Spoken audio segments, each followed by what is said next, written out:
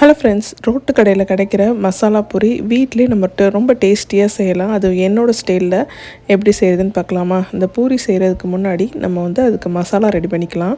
ஒரு பேனில் 1 table spoon எண்ணெய் சேர்த்துக்கங்க. ஒரு வெங்காயம் சேர்த்து நல்லா வதக்கி விட்டுக்கோங்க. தேவையான அளவு உப்பு சேர்த்து வதக்கிக்கோங்க.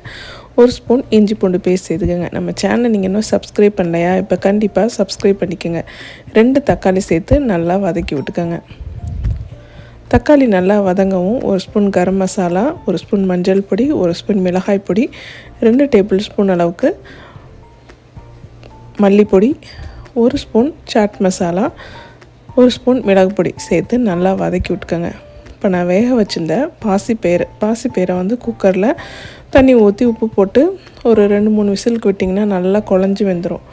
அந்த பயிரை வந்து சேர்த்துக்கங்க. அதே மாதிரி உருளைக்கிழங்க வேக வச்சு அதை நல்லா மசித்து அதையும் சேர்த்துக்கலாம். சேர்த்துட்டு நல்லா மிக்ஸ் பண்ணி விட்ருங்க. மிக்ஸ் பண்ணி விட்டு நான் மல்லி இலை தூவி ஒரு கொதி வரவும் அப்படியே இறக்கி வச்சிங்கன்னா நமக்கு பூரிக்கு மசாலா ரெடி ஆயிடுச்சு. இப்போ மசாலா பூரிக்கு நம்ம அந்த பானிபூரியெலாம் இருக்கும் இல்லையா, அந்த வத்தல் எடுத்து அதை வறுத்துக்கலாம். வறுத்துட்டு அதை வந்து நம்ம பிளேட்டில் எப்படி வைக்கிறதுன்னு பார்க்கலாம். நம்ம ரோட்டு கடையில் வாங்கி சாப்பிட்றதோட வீட்டில் இந்த மாதிரி நம்மளே கைப்பட ஹெல்த்தியாக செஞ்சு சாப்பிடும் போது ரொம்ப நல்லாயிருக்கும். கண்டிப்பாக ட்ரை பண்ணி பாருங்கள். பூரியெல்லாம் பொரிச்சாச்சு. பூரியை வந்து ஒரு 5-6 பூரியை வந்து நம்ம தட்டில் நல்லா இந்த மாதிரி உடச்சி போட்டுக்கணும்.